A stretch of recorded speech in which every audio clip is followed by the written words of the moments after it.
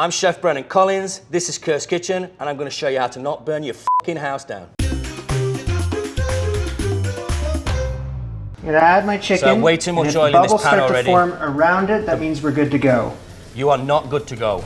You are making a right hash of this and you're about to set the whole place on fire. Now realize that you put in way too much fucking oil. Put way too much fucking oil, you're right. Okay, It's a piece of chicken, not a fucking bath bomb. Oh my God, oh my God. Remove. Thank God you're not on gas, because if you were on gas, you'd already be on fire by now, and the pan would be on fire.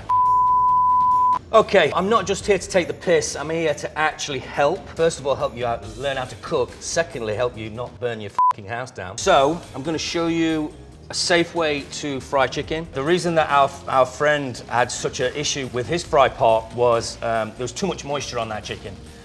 He probably dredged it in too much buttermilk and didn't get enough of his flour on there. And also the temperature of his oil was too high. So the initial evaporation causes that foaming. Seriously? And obviously his pan was way too full in the first place. Obviously use a much larger pot. A $7 thermometer is probably gonna save you about $700,000 in stick this in. That's what she said. So actually we've nailed it. That's 325 on the bottom. Then you can use tongs if you want, but you don't have the same stability as using your hands. Put it in. That's what she said. And then allow the chicken to lay away from you. That way the oil is not going to splash onto you. The more volume that we're putting into the pan, the higher the oil is coming. That's what she said. And even if I put all of this chicken in, we're still not going to go over the top. With water displacement, it really honestly depends on how much it is that you're cooking. General rule of thumb, certainly no more than half of the pan full with the oil. It's like if you've overfilled your bath. So obviously it's going to come over. That's what she said. But because of the way that liquid and oil react with heat, it creates almost like if you shake up a can of soda. I like to use a combination of oils. I like to use peanut oil and grapeseed oil. They both have great flash points, high flash points, so you can get really nice caramelization on whatever it is that you're frying. Peanut oil is actually quite inexpensive, but grapeseed oil isn't. It's expensive, but it helps really get a nice crisp on your chicken. Utilizing both of them is the way to go. Getting a really nice caramelization on this chicken, and I run the danger here of sounding like a snob. Really, I am a f***ing snob. This is what we call the Maillard's reaction. 325 degrees is the perfect temperature for Maillard's reaction. Anything above that, you'll start to get more of a carbonization. Okay, okay.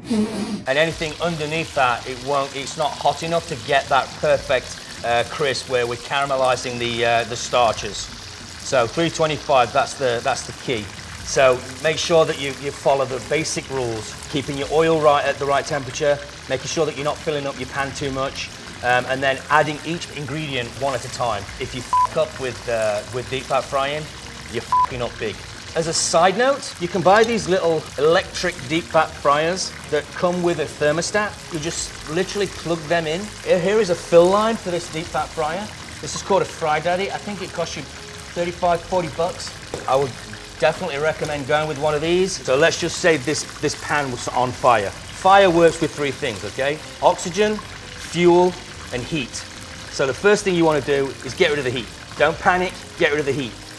Then you need to starve it of oxygen. You've got to have some fucking balls to do this. If this thing's on fire, you got to get that on there. That'll starve it of oxygen, that'll put the fire out. If you've got fire all the way over here, you need to find some form of either blanket. Fire blanket is obviously the best way to do it, or a towel. Just don't have water on the towel, because then you're just going to make it worse. Oil fires and water do not fucking mix. And that's it, it's very basic. Wow, look at that. Crispy fried chicken, and no one got hurt. No fires. Now on to the next.